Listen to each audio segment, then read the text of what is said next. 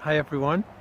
Um, I'm making this video for really um, the kickoff of this course. I know even though we're at the end or towards the end of the first week, and I've promised to make a video on my own story of from science to wherever I am now, which I'm not really sure where that is, but it's somewhere a lot stranger.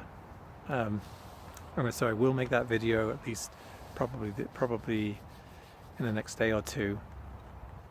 I've already really enjoyed reading your posts. It's great to have three people who are such deep thinkers and deeply experienced in all senses to go through this with, because I have such a passion for it, and it's really great to sort of share this material and this discussion with you.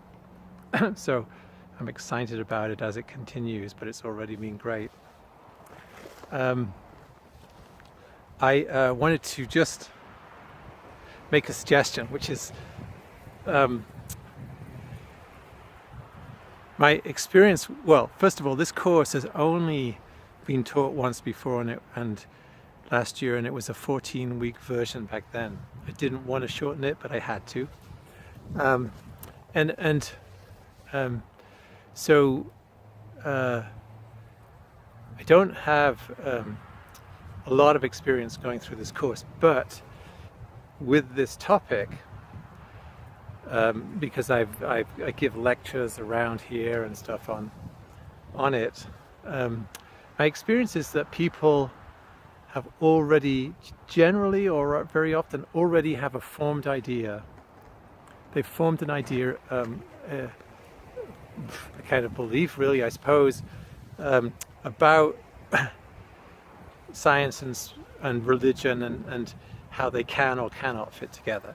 So that people come to it very often with a pre-formed set of thoughts about it. And I intend this course, and I prefer to actually approach life as an inquiry, and the course is an inquiry, really. It's not intended to, not really is it intended to put forward a particular view on science and spirituality. It's intended as an exploration of it, so that people can come to their own conclusions about it, if they want to.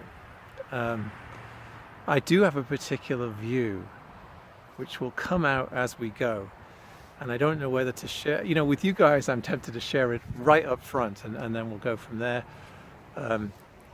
but there's a conflict in me about whether to do that and simply let that come out as we go. So I'm going to wing that one.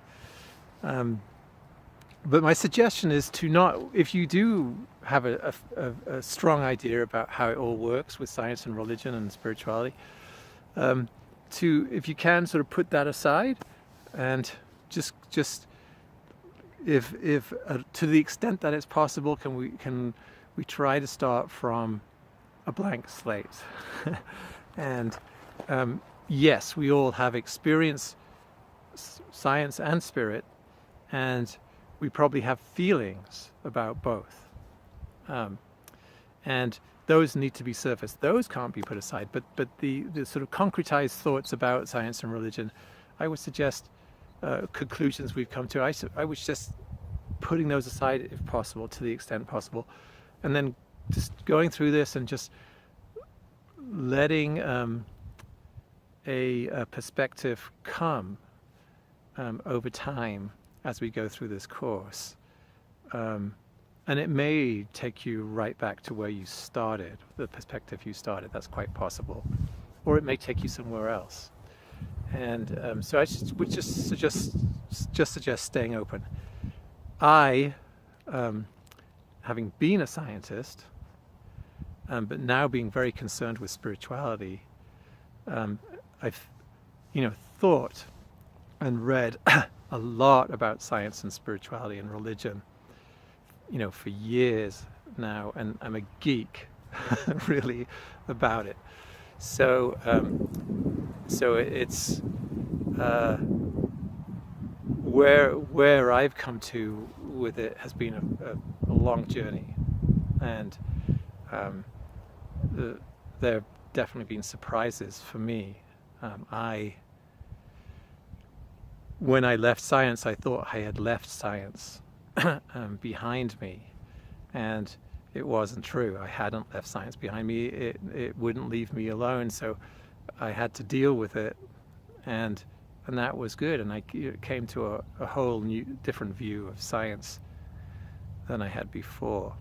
So an interesting trip, and I love the entire subject of science and spirituality.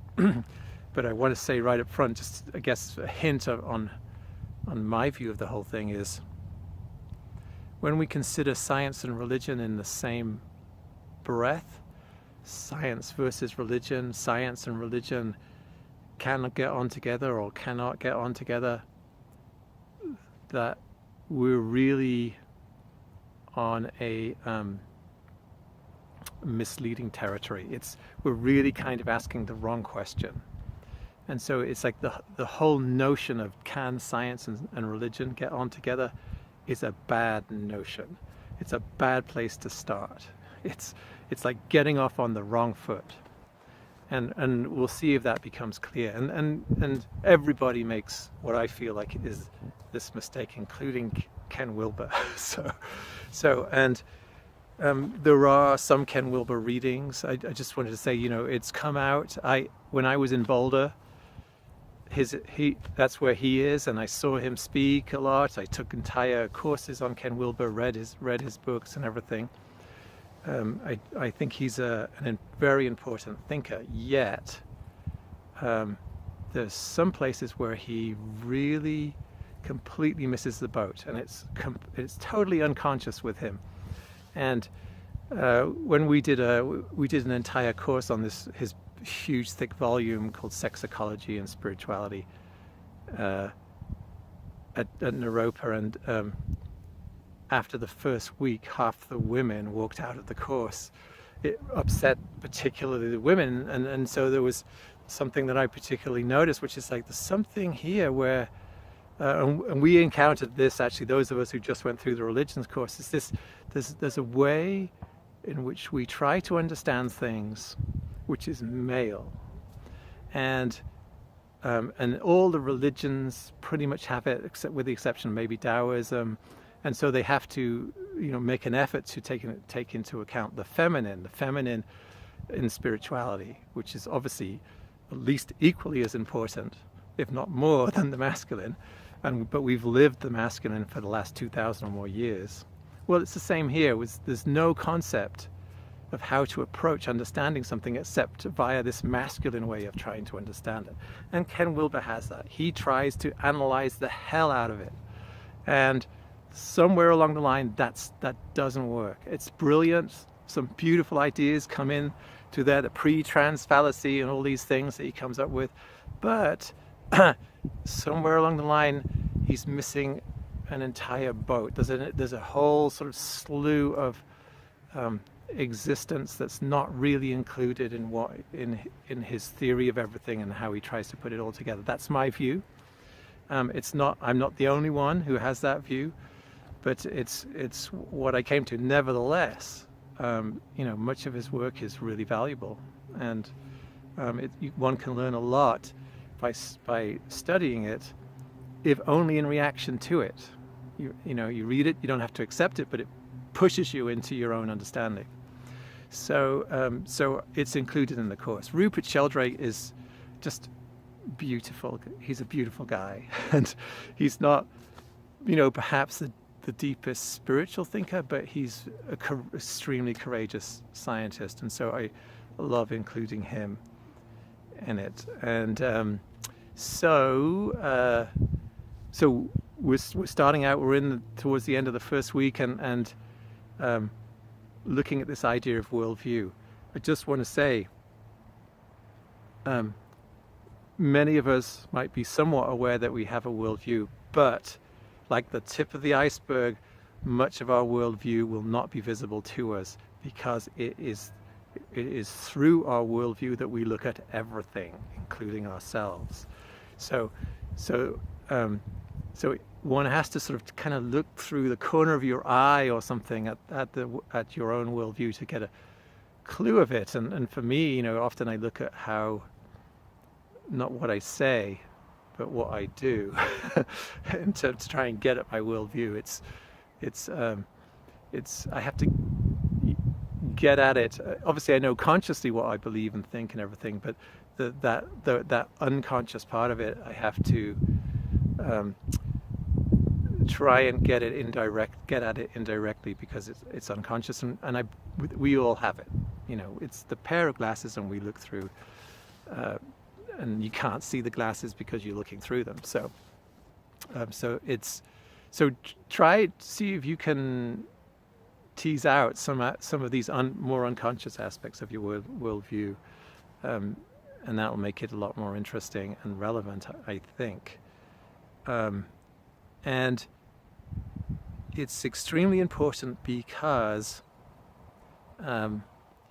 growing up in our culture, the underwater part of the iceberg includes what has large elements of the belief structures of science and technology, basically. And this is at least is my hypothesis, and that it's so that we sort of come pre-programmed into this world in a way that, say, a Plains Indian coming into the world would have a completely different perspective on this world. They would literally see the world differently, because perception and these deeper belief structures are quite tied to one another, I believe. And I'm not the only one, obviously. Many believe that. So the first, in order to really progress with the topic of science and spirituality, we have to really look at this thing about worldview, what our worldview is, and just try to open it up, or at least see where we've taken on things from our culture that we assume to be true without even ever looking at them, without ever really being able to look at them, because they're the way we look. They're included in the way we look. And this would include this male way we're talking about of seeing the world. It's like we don't know how to try and know something except via a male way, a kind of an analytic way of knowing things. And that is part of this same thing that I'm trying to talk about here. So I don't want to make this video too long, so I should be quiet. I found a quiet spot. It's very windy today in Sedona, and hopefully the wind didn't affect the microphone too much.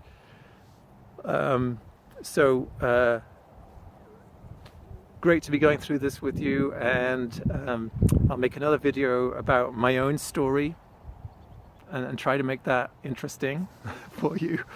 And actually, it could really feed into this whole journey in a way, because my journey has been a journey of science and spirituality.